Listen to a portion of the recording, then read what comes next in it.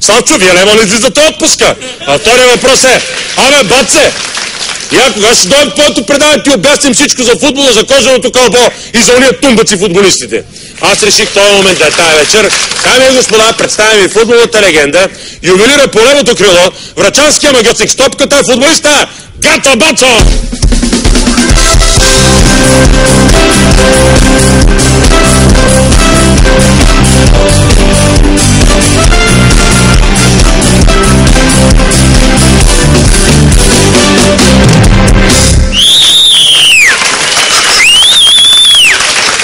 Здрасти, Баце!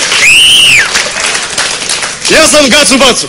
Мали! Като чух за жребия на Левски у шампионската лига. Мали! Настръгнах като варена кокошка огюм. Честно ви грам. Сега така се накокръжих.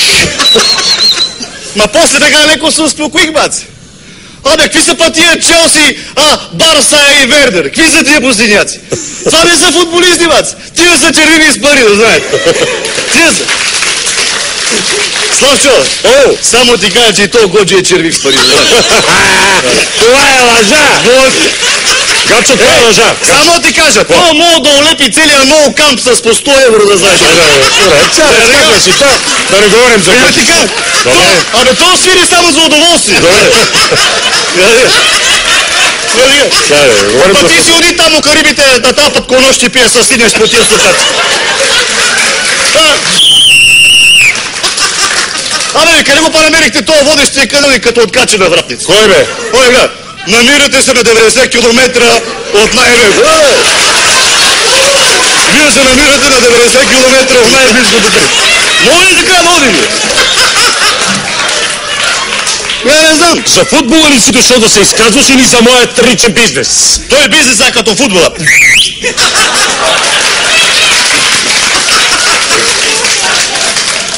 Това на Карибите го гапава леко зла гадда, знаете. Я ви говоря за футболистите. Сели, успокой се. Я ти казах, излезе малко отпуска, да се успокоиш и лежиш. Сели там и мъчиш са. Значи ви каза за футболистите, че са червиви с пари. Ти не мога ли да искаш пари да играеш? А кажи ми. Това не са футболисти, това са простици да искат пари.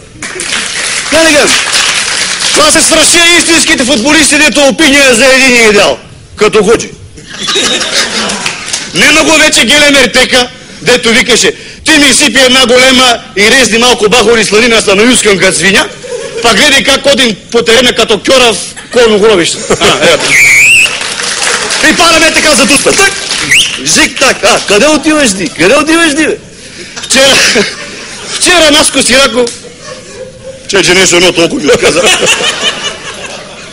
Вчера Наско Сираков... Абе, да нямам коса, не? Кой бе? Има ли косъм? Не имаш косъм, добре. Етапа са, бе! Значи вчера Наско Сираков... Не съм етапа. Вчера... Мъч така нещо! После за напескали, бе! Вчера Наско Сираков и Мария Стилов ми звъна по телефона. Телефона така ми взим. Звъна ми... къде отиваш ти? И за нами телефона да им ги направя разбор на Барцелоната. Викам им, гледайте са, бацета. Първо, за стадиона и много камп, това па страшен бил този стадион. Майки, бе ги така крива нива, бе. Нали беме с президента, Галани ме продала. Седим я от централната на ложа, ама бех така леко попинал. И оня, бе. Къде отиваш ти? Къде отиваш ти? И оня президента вика: Гацко, като се върнем и такъв стадион ще направим и усел. И аз викам: чака, с 100 000 места ли, бе, шефе? А он вика: не, бе, с 2 футболни врати. Къде отиваш ти? Къде отиваш ти, да видя? И оня па, какъв е ония Роналдиньо, бе? Това навръзано куче не мога да дадеш. Аз викам: това един бомбон не мога да развие. И у главата като карбуратор. Къде отиваш ти? Джуките му са напукали като на дрът индианец петите. Сега, това, че е такъв не означава, че не мога да играе. Нали? Бега тия са пяници, бе, Слав. Добре, не се изказва така. Разливат се. Точно така. Я, Брид. Аз да не съм като тебе, давай нататък. Къв съм я. Малко съм напълнел, че бех на сборо да криводол да води. Те съм се наюскал като свиня. Давай нататък, Гацо! Стига нерви, бе. Успокой се малко, бе. Сега ти каза за Барселоната. Давай. Тия от Барселоната си знаят, че нямат отбор. Там са събрали Кюцо, Корово и Сакато. Ти вижда ли си Коров, човек?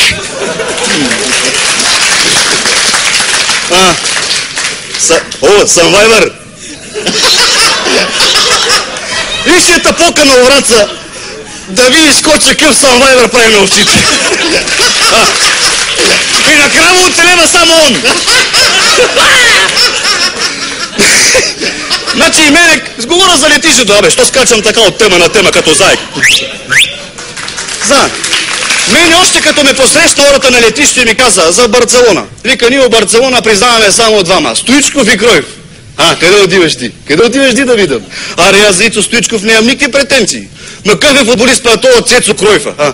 Къв беше? От коя националност е това? Холандец. Моли си холандец да кажеш Цецо, бе. Кажи ми. Цецо е тук на България. Абе, това да не сме го ние правим. Айде, давай сега. Нали сме играли заедно Манчестър и Хтиман с това, Босиняк? Верно е, бръсе като моторетка и екюшеклия. На пона... Какво направи? Къде отиваш ти? Какво направи на матча за окръждат? Нищо. Вчера от някаква испанска телевизия идва да ми взимат интервю. Стоичков ме бил препоръчал. И аз съм бил говорил като него културно. Към мисли да тая работа. И ги слагам точно на место така.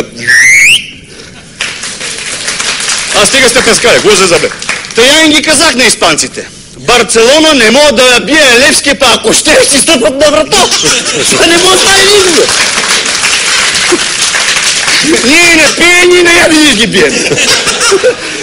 И на карти си ги вътриме. Лошото е, че щом топката има цицка, за помпане значи е женска, да знаете. Щом има цицка, значи е женска. А дето викаше тате стария Пацо Гацо Жиктака. Помните ли? Стария Айде, казвай, сбор, викаше той. Вика, Гаци, сине, на женско вера да немаш никаква. Вика, не може нещо, къде крави 5 дни у месеца и да е още живо, да знаете. Никаква вера не е мената. И аз съм го измислил. Така. И сега благодарим на Гачо Бачов, той си тръгва тук, що се